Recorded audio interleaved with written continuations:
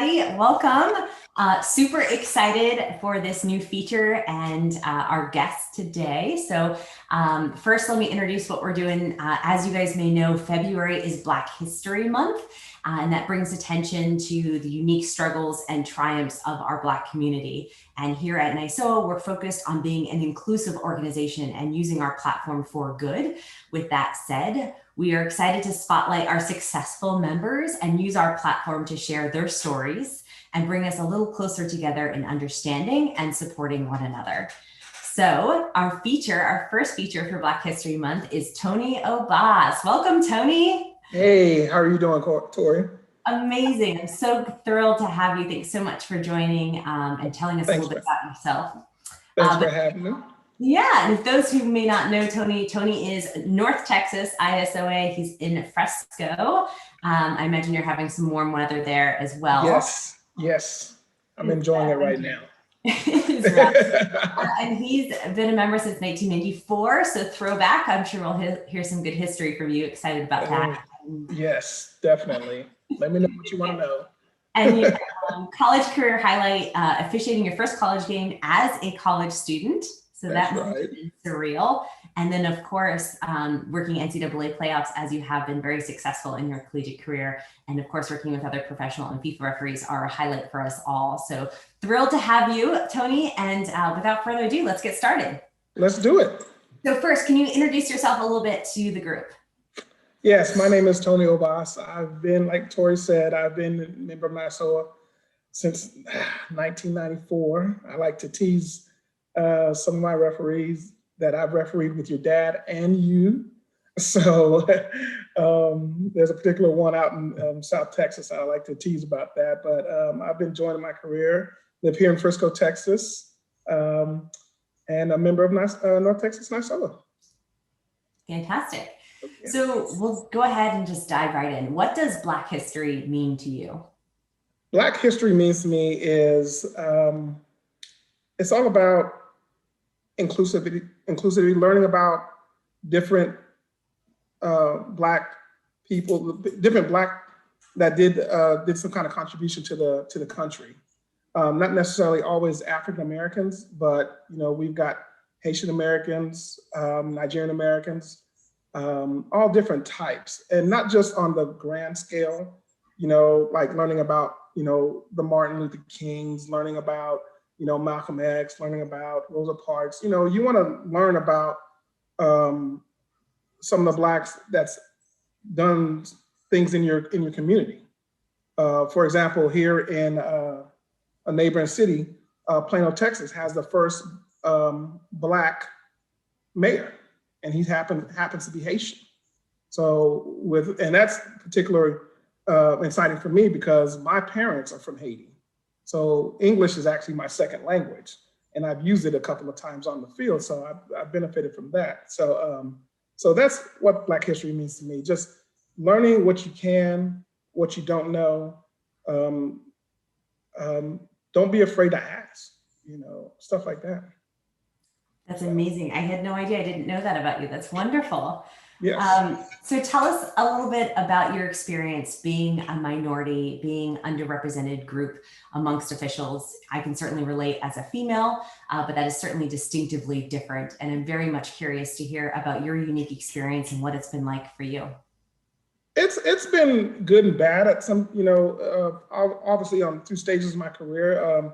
It's kind of funny back in college, when I was a referee, my friends were like, Black people don't play soccer. They didn't, so I'm like, yeah, we do. And we referee. So believe it or not. So, and it's kind of funny, those same people back then that were chastising me, they've seen me on, TV a few times, and they're like, hey, man, way to go, way to stick with it. That's kind of like the good part. But it is a little frustrating when we're very underrepresented, for one reason or another. And, whether it's, assignments, qualifying for different things, it does get a little frustrating because there's so much more out there, of us out there that sometimes we just get burned out because we're not being recognized.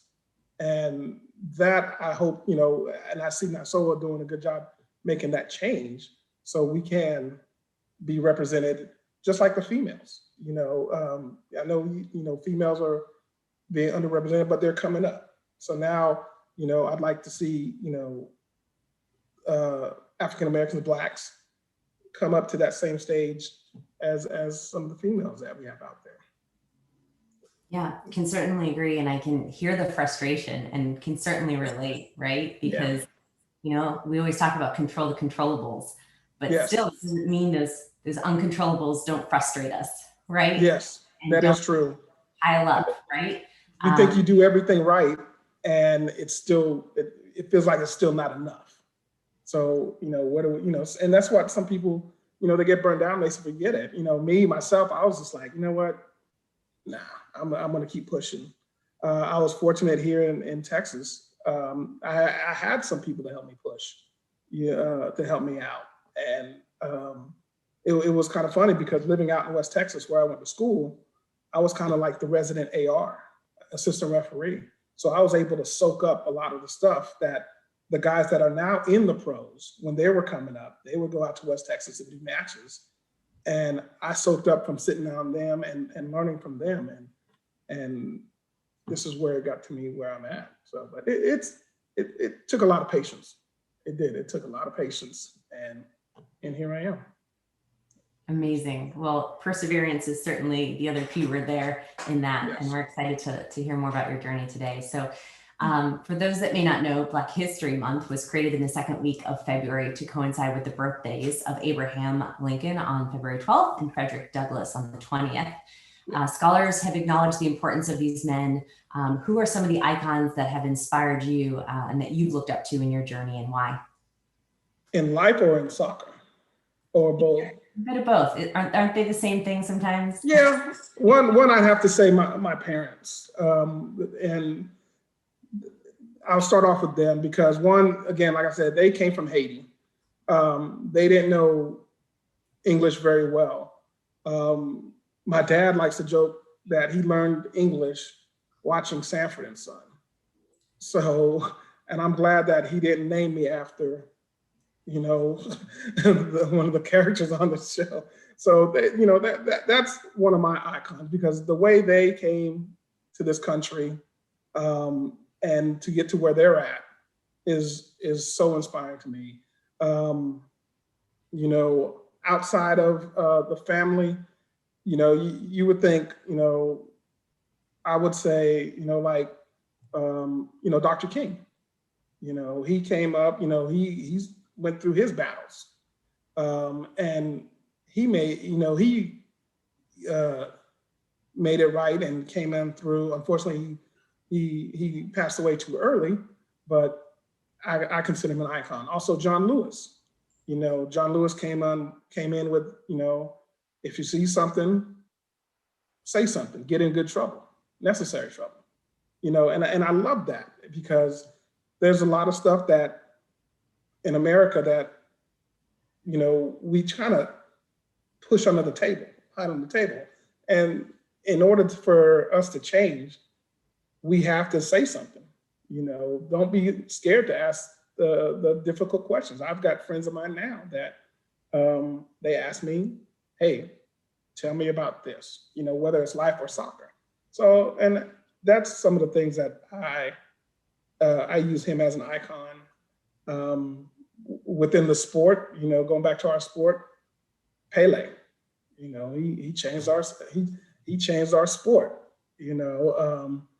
It wasn't, again, before then, I always wore number 10 because Pele was my favorite player. I wanted to be like Pele.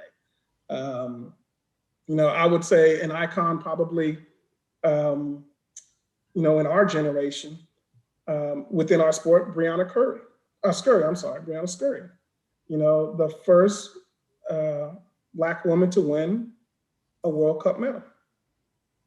And just look at her, what she started, and then, from when I played, there weren't that many Blacks that were playing, especially Black females.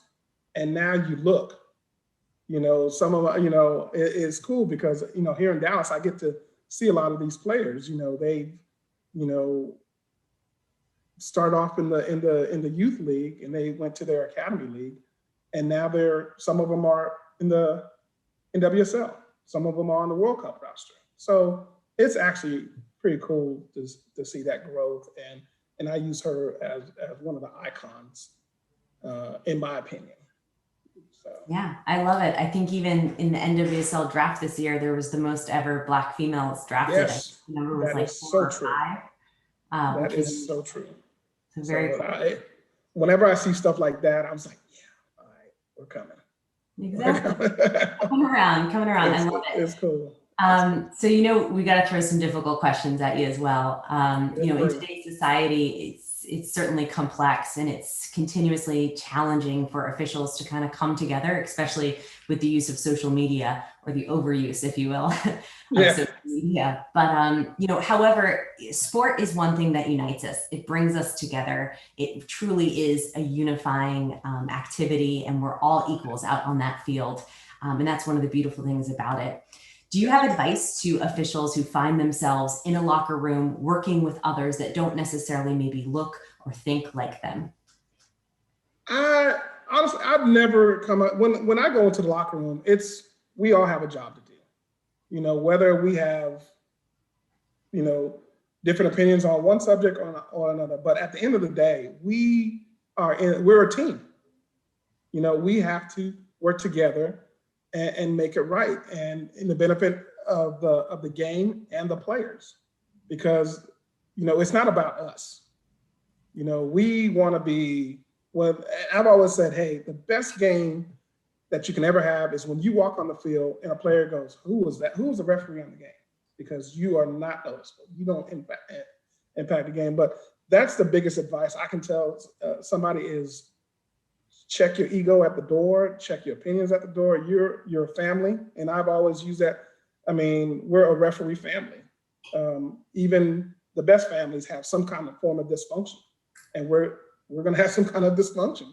So, but we are a referee family, and we have to treat each other with respect, whether you like it or not. Hey, you may not like me, but treat me with respect for the 90 minutes or however minutes. And then after that, it is what it is. I love that. That is great advice. If you had an opportunity to speak with the decision makers in the soccer community, what advice would you have for them in regards to ensuring or creating opportunities for Black and minority officials? Advice, I would say, wow, that's a very good question. Use us. I mean, reach out to us. Let us know what we're doing wrong, because time and time again, and that was part of my frustration coming up, they wouldn't tell me exactly what I'm doing wrong to get to that next step. Will it hurt our feelings? Yeah, but our goal is to improve, to get to that same level as our white counterparts. Don't sell us short. Let us know exactly what you want from us, so we can be seen as one of your quality referees. And that's very important to me, because I've heard it from NYSOA and even US Soccer that we're not getting a fair shake. So we just want the same equal treatment as everybody else. And that's my opinion on that. That's my advice to those guys and ladies. So. What actions can we take today to create a better tomorrow? Honestly, one word: listen. Just listen. That's I think is the problem today, is nobody wants to listen. Everybody has an opinion, whether it's social media, which, like you said earlier, it's good and bad. Or it's verbal. Everybody wants to shout over each other. Am I guilty of that? I've probably fallen guilty of that, I'll admit, but I don't have a problem saying that. But I've learned to pretty much be quiet and listen, because if you don't listen, nothing's going to change. We're just spinning our wheels. We're just going round and round and round, and we're going to be in the same predicament that we were in 2020. But that's the biggest thing I think we need to do. Just one word: listen, and that's it. And learn. Listen and learn. I love that, because no matter who you are, no matter where you are in your career, seniority level, we could all be better listeners. We could all be better. Exactly. That's it. It's not hard. God gave us 2 ears to to use, so let's use it. And only one mouth, right? And one mouth, exactly. What advice would you give to aspiring Black officials? To aspire Black, it can be tough. It can be tough. It will be tough, but you do have a support system. You do have allies, people that I never thought would be allies. I was just like, oh, okay, let's do it. So, but reach out to me, reach out to other Black referees in the area, reach out to white referees in the area, find out. Just like I said, it's going to be a struggle for a little bit, but the rewards will be you will reap your rewards in the end. So just be patient with it, and it'll come. It will come.